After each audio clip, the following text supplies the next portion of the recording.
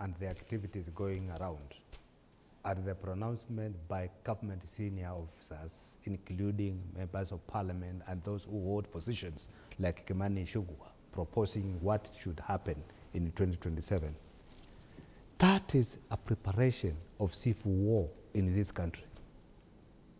Let us put it as it is. It is a preparation of civil war in this country. Because what there have been warnings issued on that same thing, trying to say that 2027 might be like any other time in our past. I'm telling you, when you hear the president himself, and I'm talking from the words from the president, when you hear president saying, I will not hand over power, okay? He's telling Kenyans, it doesn't matter what you do, all right? And what will be the repercussion of that? If Kenyans come out overwhelmingly and elect their leader, and somebody somewhere says, I am not handing over, and I'm going to remain in power. Number two, you see CDF coming out, and he's saying, yo, people, stop this. Use the constitution. A constitution which now is being manipulated by the people who are supporting the current regime. What does that tell you?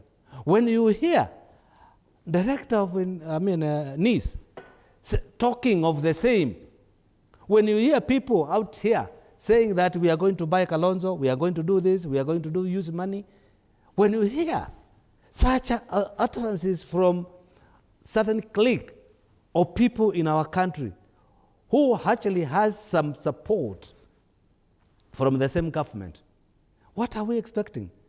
What I'm telling Kenyans, because I would be worried or I would be satisfied when I see the president and his men, they are out there campaigning, asking for people to vote for them. But what they are doing today, and I'm going to tell Kenyans, Ruto is not interested in asking for your votes. He is making sure that he rigs the election, and he is preparing himself behind the tent to make sure that he rigs the election. It doesn't matter what you people do. That is what he said. If you interpret, I can interpret dreams. Remember the Somali. They say they will add with the Somali. Yes.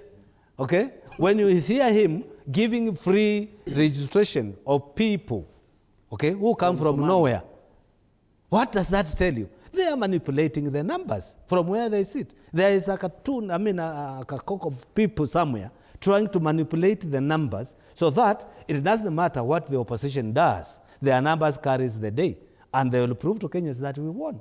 And you see that happening? That is being prepared to happen, my friend. That's what I'm saying. Kenyans need to come and unite. I think in votes they will lose, but they will try to undertake a civilian coup.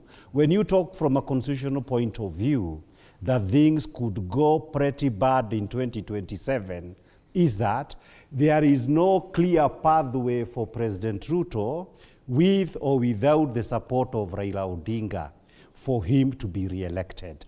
And that is where you are